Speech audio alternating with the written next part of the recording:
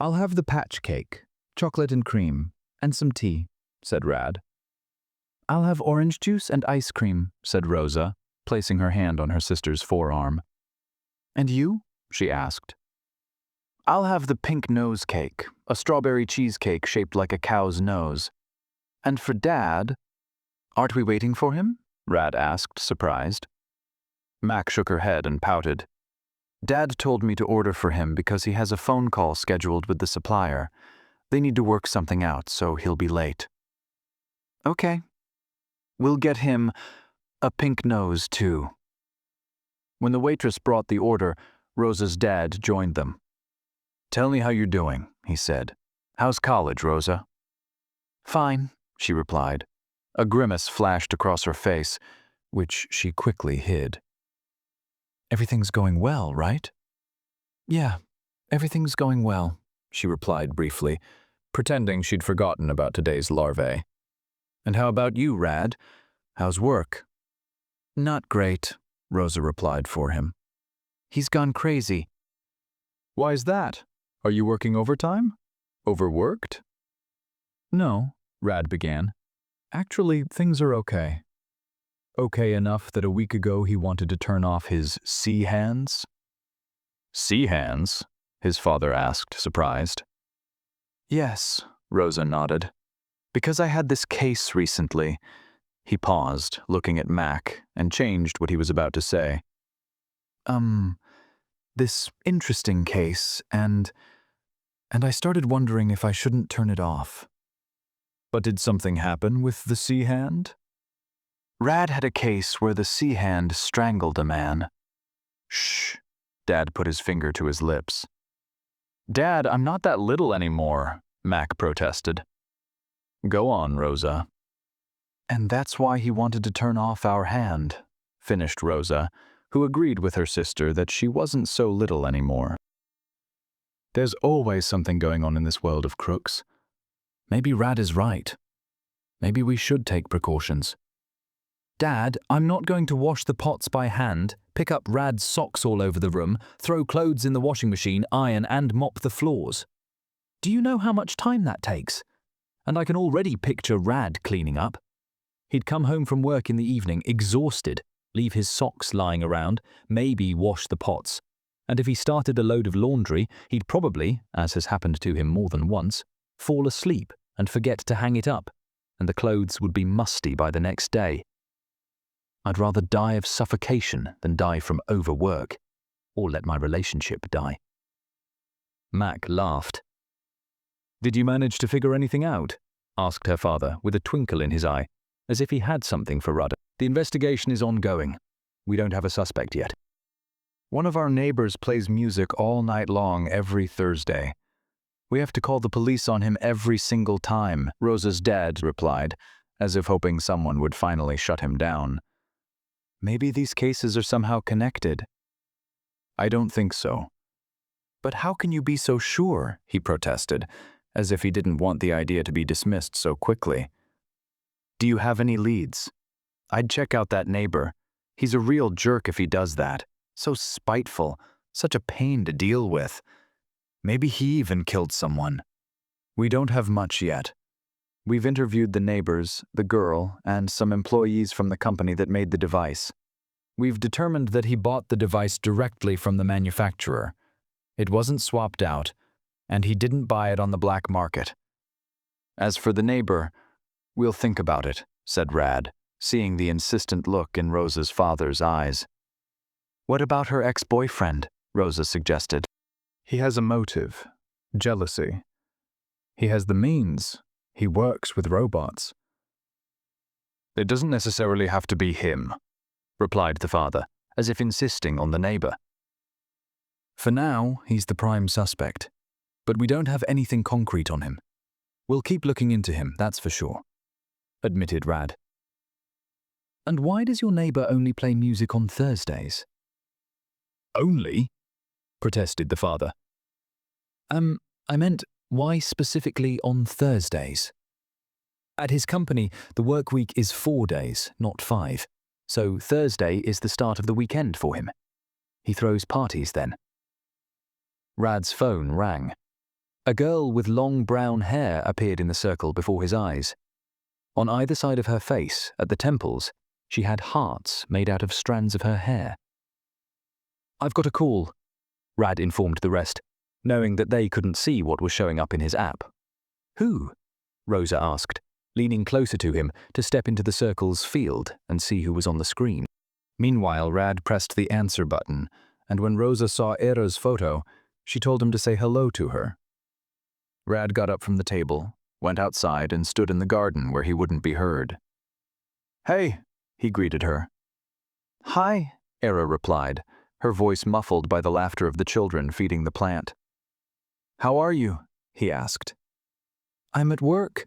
I'm just preparing an article." "Oh, and do you want something from me?"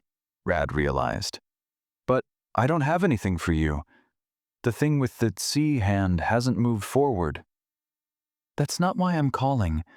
That article didn't generate much interest.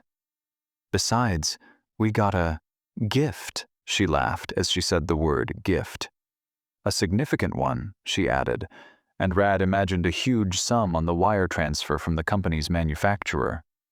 Of course, not so we wouldn't write about the matter, because we can't do that, but so we'd use milder words and headlines, so if the article doesn't come out for a while, he'll be happy. Era, but I don't have anything else right now. But I'm not calling you so you can give me something. I'm calling because I have something for you.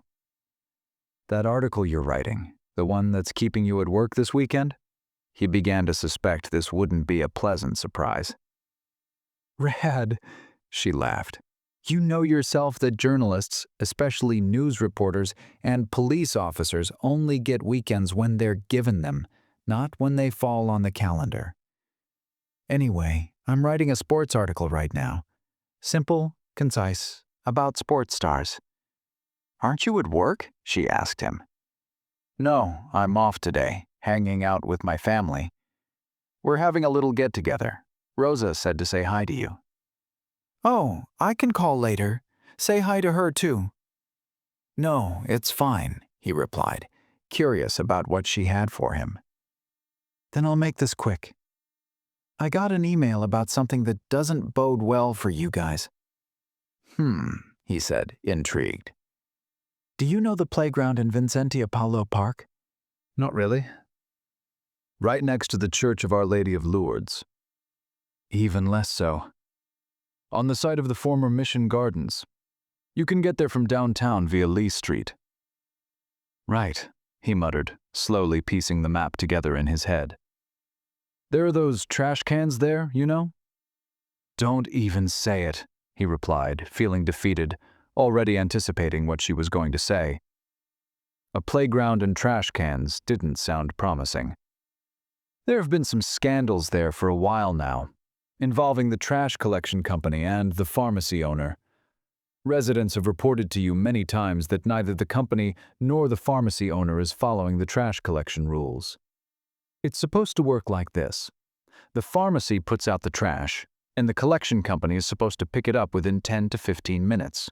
Or even that the trash truck should arrive first, and only then should the pharmacist hand over the trash. Generally, trash collection should take place immediately." "That's right, that's how it should be," Rad admitted. "But it didn't happen," Era added. "The trash often sat around for days waiting to be picked up. And the smell wasn't the problem here. Because it was chemical waste. Chemical, like stuff from the pharmacy, expired medications, and so on. Do you remember that scandal 3 years ago about those yellow creatures the size of a hand that escaped from the lab?" "The ones that eat radioactive and chemical waste?" Rad asked. "Exactly those. I know they've taken up residence in southern Poland, but I rarely see them. Practically never. I thought they'd already been caught." "Not exactly. There aren't many of them, but they're there. They do show up sporadically in the city center, but you can find them at landfills. They haven't caught them yet." "So what do you have?" he asked in a broken voice. "They burn," he noted. "When they eat chemicals, they burn badly. When they eat grass, they don't burn at all. They're just warm." "They can eat grass?" Ira asked in surprise. They can, Rad replied. So what do you have? He sighed, already knowing the answer. I have photos of a girl with burns. Fuck. Her face, hands, legs. It looks terrible. She's been in the hospital since yesterday and is fighting for her life. I'm sending you her photo. Rad noticed the message pop up, but hadn't clicked open yet. Ira paused and added seriously, We're going to smear you, Rad, and it'll be on the front page of the newspapers. Apparently this has been reported to your unit many times. Our unit? He exclaimed in shock. Yes, both the fact that the trash isn't being picked up on time and that there's a playground nearby. Even that a few weeks ago, some boy got burned, accidentally, while walking by there. But only on his hand. They don't usually attack people, Rad said, surprised.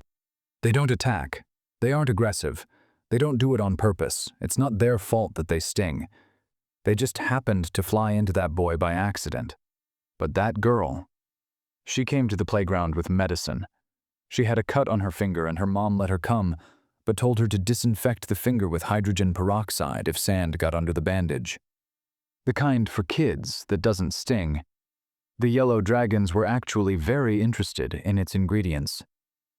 You said this was reported to us. Do you know who was handling it? Rad asked. I have the names, hold on. Katspur, Alexandra, and… She listed after a moment, then paused again, searching for the last name. Michał. Group… She searched.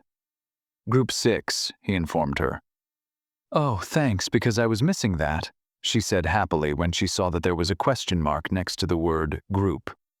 And what group are you in? Group 8. Are the ones from Group 6 new or something? She asked. No, they're not new, Rad replied, annoyed.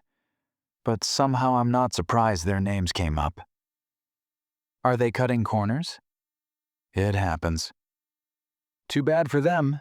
The girl's father made a big fuss and bought out the articles. Though, to tell the truth, he didn't have to. The case is big enough and interesting enough for people that we would have printed it on the front page even without his money. The problem is that the case didn't move forward even after the boy was burned. Rad logged into the police system. I see it's in the system, but there really isn't much going on. Case description, testimonies, ongoing investigation. Actions taken? Era asked. Rad snorted when he found the section. Actions taken. Going to the pharmacy, asking about the owner, getting the info that he wasn't there, and scheduling a new time to go to the pharmacy to ask about him. Era laughed. Well, that's something. That deserved a summons to the station, not chasing after him. Don't piss me off. Era laughed, even louder. Rad, go home to your family, because you're in for an interesting Monday. Thanks for the heads up. I'll let my boss know it's going to be a mess. They hung up. Rad opened the photo of the girl. Her skin was completely ravaged, red, blistered, swollen. Despite the burns, the boy noticed she looked like Mac. As he closed Era's message, he couldn't help but notice she'd changed her profile picture. Era was tall, slim, with nicely defined facial features. Her gaze was confident, piercing, professional. Her eyes were blue. Here, too, her hair was styled into 2 hearts on either side. He'd known her since childhood. They'd grown up in the same neighborhood, and you could say she was like a sister to him. Rad returned to the table. How's Era doing? Rosa asked. Fine, she's working, he replied briefly. Did she have something for you? Rosa asked. Rad gave her a knowing look and placed his hand on Mac's back. She had already eaten most of the pink nose. Is it good? He asked. It's good. Want to try some? She asked happily. Rad took a spoon and helped himself to a piece of cake. Good, he replied. It has to be good, her father said happily. After all, It's from under the horns. Can I have yours? She asked, as if she were seeing the cake for the first time, even though she had eaten it many times before. I'd be delighted, he replied, pushing a plate of cake toward Mac. A cake made of 2 layers, one black and one white. She took a piece of his cake. It's good, but mine is better, she remarked again, as if she were making this comparison for the first time. Rad smiled and hugged her. She smelled of laundry detergent and baby products. You ordered the right one. How did you know which one to choose? He asked with a smile, and she smiled back. As he looked at her face, the image of the burned girl overlapped with her, so he held her even tighter.